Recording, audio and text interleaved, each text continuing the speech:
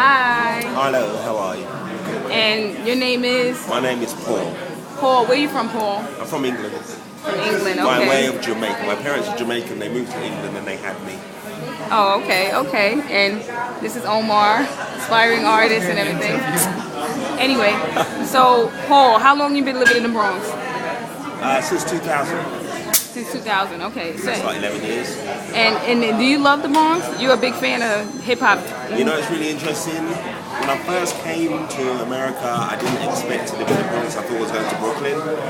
I came to the Bronx and I've never left. So yeah, I love the Bronx. Okay. I love the Bronx. I love the Bronx because of the connection Bronx has with hip hop. Mainly, well, this is where hip hop was created, but I kind of like to back the underdog, and I feel like the Bronx, apart from maybe Staten Island, is the underdog borough, but it's got so much life in it, and there's so much, it's so underrated, and I think it's the same thing that happened with hip hop, right? I mean, hip hop when it I'm 43 years old. When hip hop came out, I was like a teenager, and it was really exciting to me.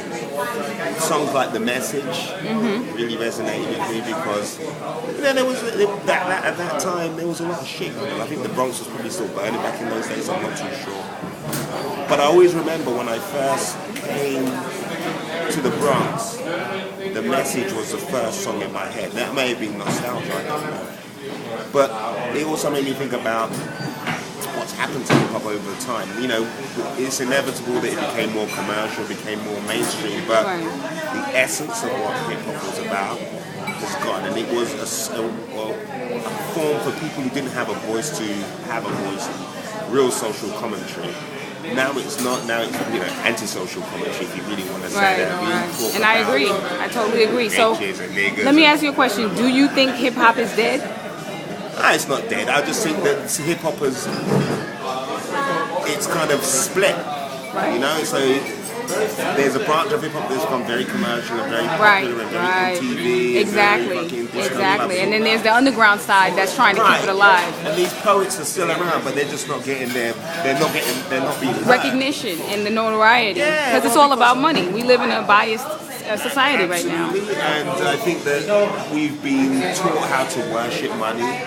Right. So we worship the priests who teach about money, right? Right. Everything I know is, I mean, even we call people money now in hip hop. Exactly. Why do we have to worship a fucking dollar bill?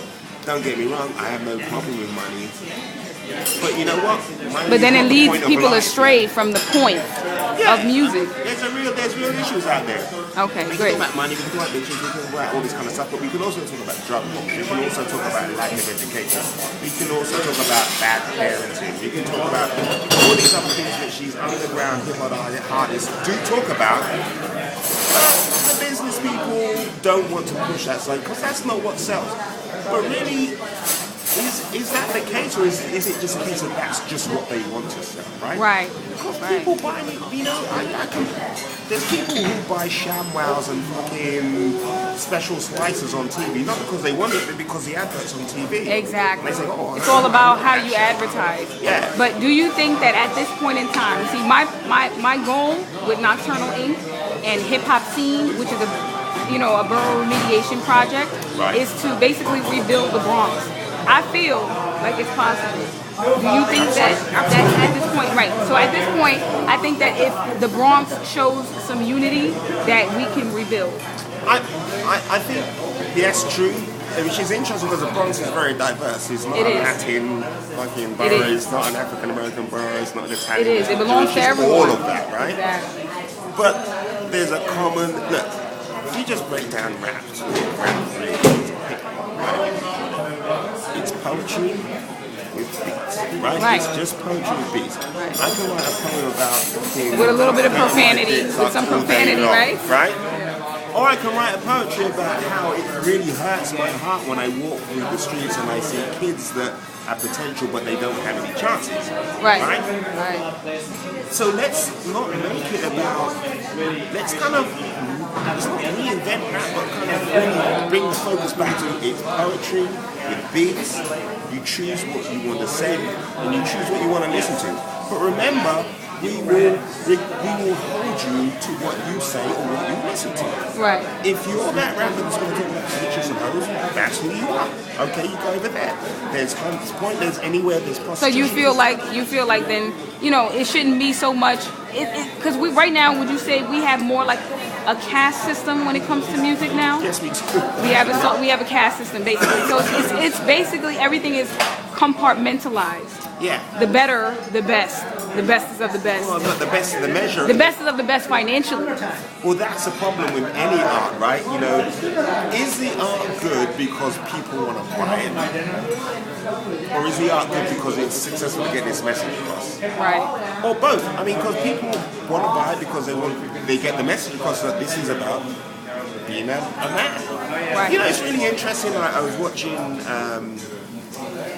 the documentary about Biggie, right? Right. Biggie Smalls is one of my heroes in rap because I felt he really put a message across. It was Who's also from Brooklyn. He's from Brooklyn. And he's from Brooklyn. Yeah, he did his thing. Yeah. Brooklyn brother. He's got a little bit Jamaican in him, which always makes me Yes, feel good. his mother was Jamaican. Yeah. But it's funny when they were interviewing his mother, and she was talking about one of his songs where he woke up hungry and, you know, he had to go out and hustle for money and all that. And she said, my son never wanted for food. He was never hungry. But he was trying to get to a certain demographic to relate to them, right? Exactly. And it's really interesting because I think a lot of rappers do that and they take it to the nth degree, and so they talk about things that are just wildly extravagant. They really try to live out their music as opposed to just saying they're telling a story. But here's the problem: it's a fantasy Right. that kids in the streets really buy into. When you're broke, fantasies are wonderful things, right? Right. But you've got to be, as a person delivering the message, you've got to be mindful of the message you're delivering. Exactly. Don't sell something that is unobtainable. So would you say, and when it comes to the art of hip hop and storytelling, would you, I mean, because my personal favorites would be like, well, Jay-Z has changed a lot over time.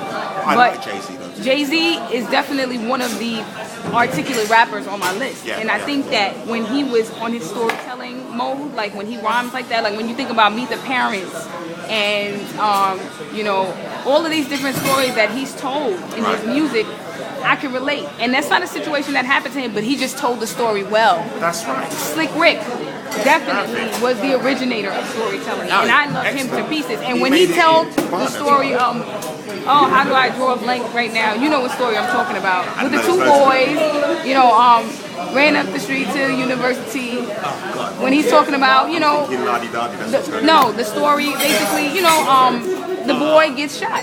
He grabs the cop, he tries to shoot at the cop, and then he ends up dying. I don't know. And then he's telling everybody. Oh.